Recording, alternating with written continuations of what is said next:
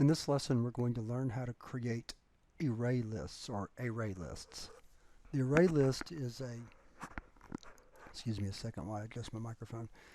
The array list is a type of data structure similar to an array, but a little bit different because we don't really specify array list element positions when we work with array lists.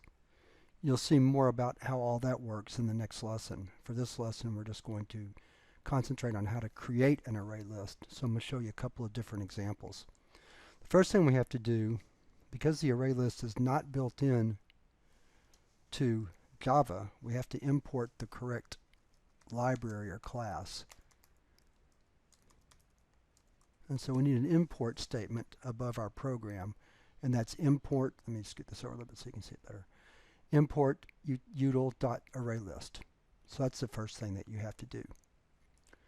To create an array list, you use the data type array list. That's the first thing, followed by an open angle bracket and the name of a data type.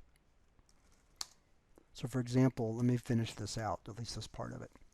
I want to create an array list to store numbers, so I'm going to make that of integer type.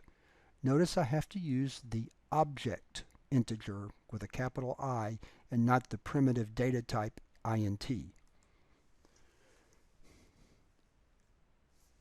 Array lists are what we call generic types, which means they work with many different data types, but you have to specify the type that you want. You do it by putting the type inside the angle brackets. I'll show you another example in just a minute. Then we have to say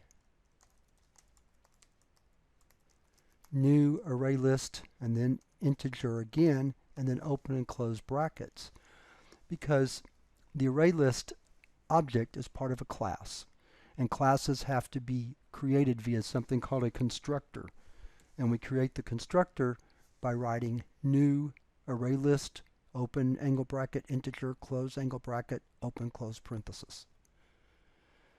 So when we do that, we've created an array list that will store numbers of integer type. Let me show you another example.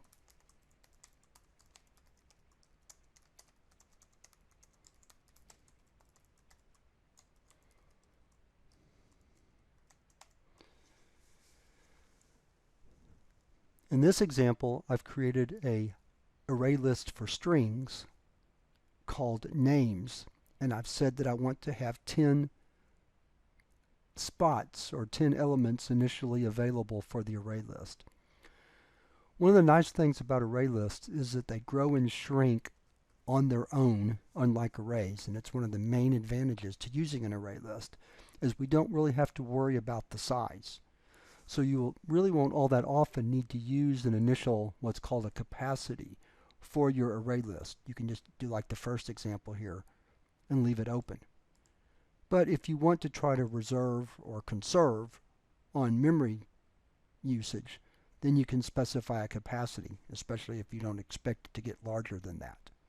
But understand that if it does, if you do go to that 11th element, then the array list will expand on its own automatically without you having to do anything, unlike with an array.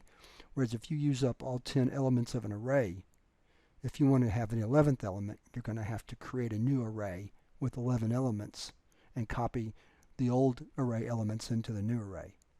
You don't have to do that with array lists. So these are the ways you create array lists. Let's go over them again in the process. The first thing you have to do is you have to import the class. So it's import java.util.ArrayList. Then you create the array list by using the class name with a data type in angle brackets, followed by a name, and then a constructor call, and that's what we call that, where you repeat. First you have to use the keyword new, then you repeat the array list data type, and then you provide open and close parentheses. Alternatively, if you want to put a size or a capacity, you can specify that in the constructor call, but again, it's not really all that necessary because the array list will grow and shrink on its own automatically. So with that, we're ready to move to the next lesson, where we're going to discuss how to use array lists.